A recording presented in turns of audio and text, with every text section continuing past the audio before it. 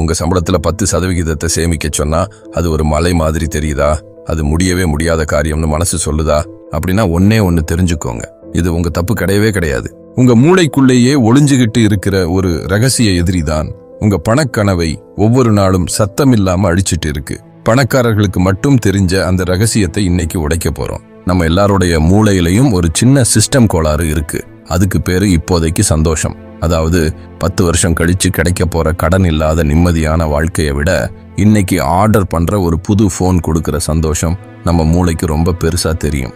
இந்த ஒரு பலவீனத்தை வச்சுதான் பெரிய பெரிய கம்பெனிக்காரங்க நம்ம பர்ஸை தினமும் காலி பண்றாங்க. ஆனா இந்த வீடியோல சாதாரண மனிதர்களுக்கும் பண விஷயத்துல தெளிவா இருக்கிறவங்களுக்கும் உள்ள ஒரே ஒரு வித்தியாசத்தை அவங்களோட தினசரி பழக்கங்கள் மூலமா நாம பார்க்க போறோம். இந்த வீடியோவோட இறுதியில அந்த ரகசிய எதிரியை ஜெயிக்கிற ஒரு சக்தி வாய்ந்த ஆயுதத்தை உங்க கையில கொடுக்க போறேன். முக்கிய பகுதி, முதன்மையான உள்ளடக்கம். காலை எழுந்தவுடன் சாதாரண மனிதர்கள் காலையில எழுந்ததும் பயத்தோடையும் பதட்டத்தோடையும் தன்னோட பேங்க் அக்கௌண்ட்டை செக் பண்ணுவாங்க.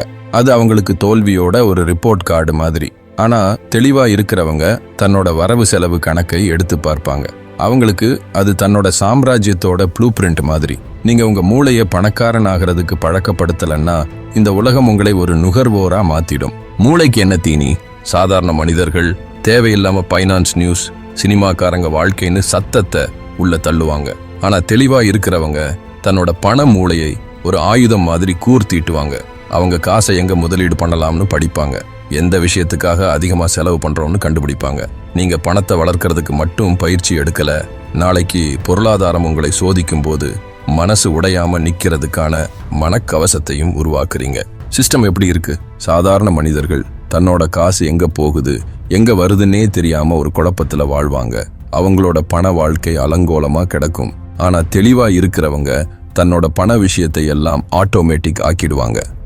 மாசம் கரெக்டா இன்வெஸ்ட்மெண்ட்டுக்கு பணம் போயிடும். அவங்க சொத்து மதிப்பு எவ்வளவுன்னு ஒரு தெளிவான கணக்கு இருக்கும். உங்க பண விஷயமே அலங்கோலமா கிடந்தா உங்க மூளை எப்படி ஒரு சாம்ராஜ்யத்தை உருவாக்கும்னு எதிர்பார்க்கிறீங்க? சுகமா கஷ்டமா? சாதாரண மனிதர்கள் கண்ணுல பட்டதையெல்லாம் வாங்கி அதுல ஒரு தற்காலிக நிம்மதியை தேடுவாங்க. ஆனா தெளிவா இருக்கிறவங்க வேணும்னே கஷ்டமான வழியை தேர்ந்தெடுத்து அதுல வளருவாங்க. ஆசையை கட்டுப்படுத்துறத ஒரு தசை மாதிரி பார்ப்பாங்க.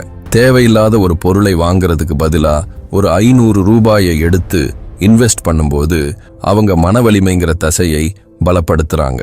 இன்னைக்கு கஷ்டமான பண வழியை தேர்ந்தெடுக்கிறது நாளைக்கு பணக்காரன் ஆகிறதுக்கான மன தைரியத்தை கொடுக்கும். யாருக்கு விசுவாசம்? சாதாரண மனிதர்கள் அவங்களுக்கு அவங்களே கொடுத்த வாக்கை அடிக்கடி மீறுவாங்க. இந்த மாசம் சேமிப்பேன்னு சொல்லுவாங்க, ஆனா ஒரு ஆஃபர் பார்த்தா மனசு மாறிடும். ஆனா தெளிவா இருக்கிறவங்க தன்னோட எதிர்காலத்துக்கு கொடுத்த சத்தியத்தை மீறவே மாட்டாங்க. ஒவ்வொரு தடவையும் நீங்க கொடுத்த வாக்கை காப்பாத்தும் போது நீங்க ஒரு பணக்காரனா மாறுறதுக்கான அடையாளத்தை உங்களுக்குள்ளேயே உருவாக்குறீங்க. பேசும் மொழி என்ன? சாதாரண மனிதர்களுக்கு பணக்காரங்க பேசுற பாஷையே புரியாது.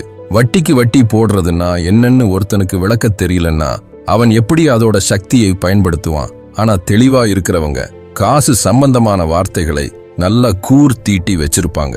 சொத்துன்னா என்ன, கடன்னா என்ன, பணப்புழக்கம்னா என்னன்னு அவங்களுக்கு தெரியும். உங்க பணத்தை பத்தின அறிவு தான் உங்க உண்மையான ஆயுதம். நுகர்வோரா உரிமையாளரா? இதுதான் எல்லாத்துக்கும் உச்சம். சாதாரண மனிதர்கள் ஒரு நுகர்வோரா மட்டுமே இருப்பாங்க. அவங்க மனசு வாங்கறதுக்கு என்ன பொருள் இருக்குன்னு தேடும். ஆனா தெளிவா இருக்கிறவங்க ஒரு உரிமையாளரா இருப்பாங்க. அவங்க மனசு நமக்கு வருமானம் தரக்கூடிய எந்த சொத்தை வாங்கலாம்னு தேடும். உண்மையான பண பலம் நீங்க வாங்குறதுல இல்ல, உங்களுக்கு என்ன சொந்தமா இருக்குங்கிறதுல தான் இருக்கு. பாத்தீங்களா?